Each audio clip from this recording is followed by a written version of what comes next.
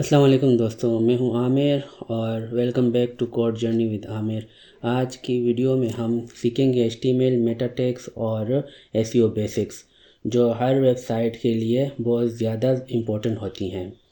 तो सबसे पहले जो है हमारे पास वो होती हैं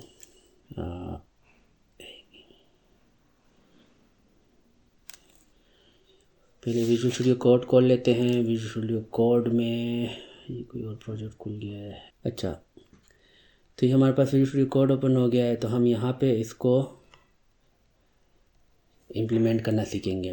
तो सबसे पहले एक फ़ोल्डर बना लेते हैं मेटा टैग्स के नाम से।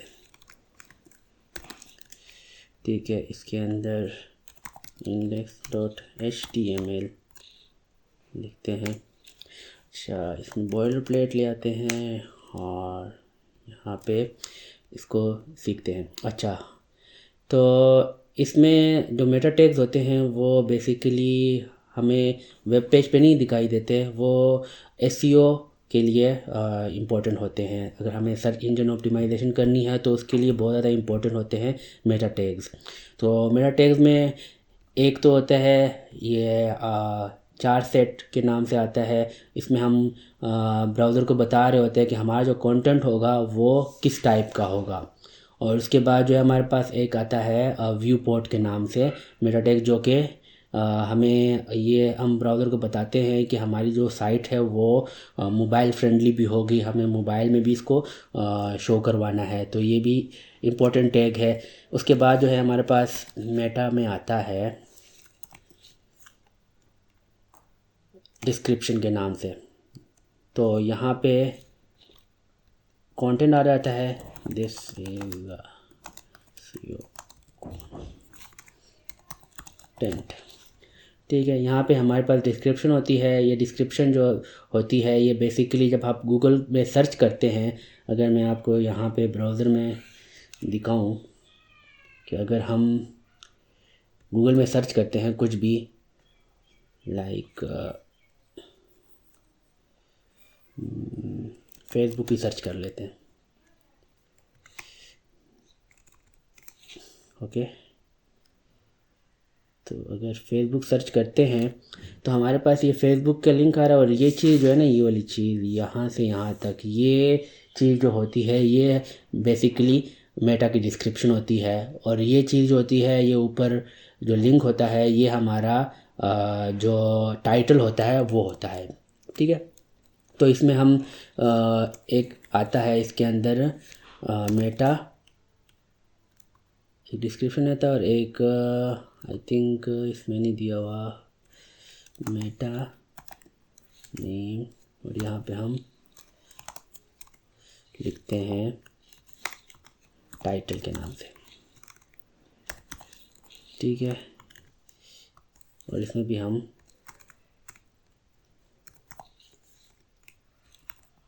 कंटेंट लिखते हैं दिस इज एसईओ टाइटल। ठीक है, तो ये चीज़ हो गई है। और इसके बाद जो है हमारे पास आता है ये टाइटल, जो कि हमारे एक तो यहाँ पे जो मैंने अभी दिखाया है ये वाला इधर शो हो रहा होता है यहाँ पे ये लिंक के ऊपर, और दूसरा जो हमारे पास ये टैब के ऊपर हमें शो हो रहा होता है। तो ये बेसिकली टाइटल कंट्रोल कर रहा होता है। ठीक है, तो ये टाइटल जो होता है ये एसईओ के लिए बहुत ज़्यादा इंपॉर्टेंट होता है। तो हमें हर पेज के लिए अलहदा से एक टाइटल लिखना है जो कि हमारे जो है मेटा टैग्स के डिस्क्रिप्शन और टाइटल से मैच करता हो, और फिर उसके बाद जो है ना वो हमारा जो है वो काम करेगा। ठीक है, तो ये चीज़ होगी। तो इसमें और भी बहुत सारी मेटा टैग्स आती हैं। तो बेसिक्स जो हैं वो यही हैं। इसी तरह हमारे पास एक मेटा टैग आता है, मैं आपको बताता हूँ। यहाँ पे आता है एक ओजी टाइटल आती है। ठीक है, उसके बाद हमारे पास एक आता है ओजी डिस्क्रिप्शन। ठीक है, तो उसमें भी ये कंटेंट होता है। तो ये चीज़ें जो है ना यहाँ पे ये शो हो रही होती हैं। ठीक है, तो ये चीज़ हो गई ये और इसी तरह जो है हमारे पास एक और आता है मेटा टैग्स के अंदर नेम के अंदर हम ओजी इमेज को भी लेकर आ सकते हैं यहाँ पे।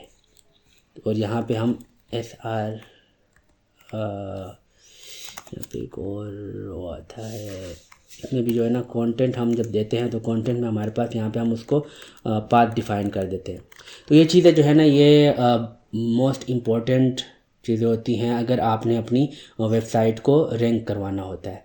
ठीक है, तो अभी इसकी आपने और भी डिटेलिंग अगर देखनी हो तो मैं आपको ना एक वेबसाइट सजेस्ट करता हूँ, वहाँ पे जाके आप इसको और भी देख सकते हैं। W3 स्कूल के नाम से जाएंगे आप। यहाँ पे HTML में जाना है और यहाँ पे आप डिफरेंट जितने भी हमने HTML के वो पढ़े हैं ना वो सारे के सारे आपको यहाँ पे एट्रीब्यूट और ये सारा कुछ यहाँ पे आपको मिल जाएगा।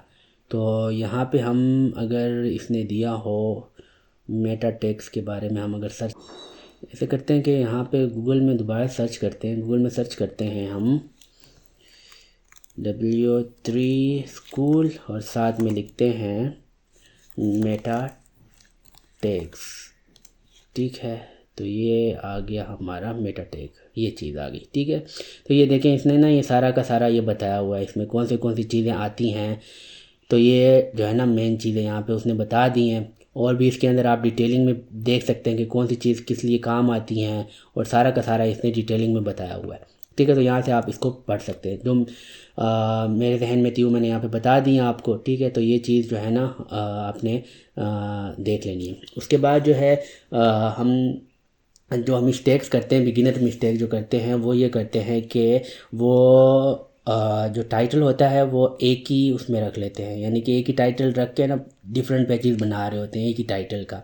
जिस तरह वेबसाइट का नाम होता है, फेसबुक जिस तरह का नाम है, तो वो प्रोफाइल में भी पेज फेसबुक को रख रहा होता है। उसके बाद जो है ना जो हमारे फीड होती हैं उसमें भी फेसबुक सिर्फ लिख रहा होता है। तो टाइटल जो है ना वो फिर SEO मैटर करती है, तो वो चीज़ जो है ना डिफरेंट होनी चाहिए हर पेज में। तो ये मेन जो है ना वो होती हैं।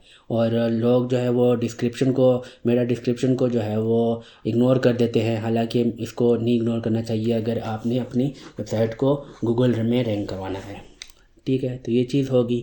और अब आपने क्या करना है, आपके लिए जो होमवर्क है वो ये है कि आपने जितनी चीज़ें मैंने यहाँ पे लिखी है ना उसी को लिख के आपने इसके ऊपर और भी रिसर्च करनी है और इसको अपने वेब पेज पे चला के फिर उसके बाद इसको सेव करके ना यहाँ पे इसको इंस्पेक्ट करके देखना है कि हमारा जो है वहाँ पे इंस्पेक्ट में हमारा जो है वो आ रहा है कि नहीं आ रहा। हम अगर इसको इंस्पेक्ट करते हैं ना तो हम अगर हेड में जाते हैं ना तो ये हमारे की सारी यहाँ पे आ रही है।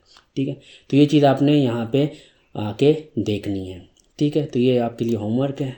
और दोस्तों आज हमने HTML मेटा टैग्स और SEO बेसिक सीखी। अगर आप वेबसाइट गूगल पर रैंक करवाना चाहते हैं तो ये कॉन्सेप्ट बहुत ज़रूरी होती हैं।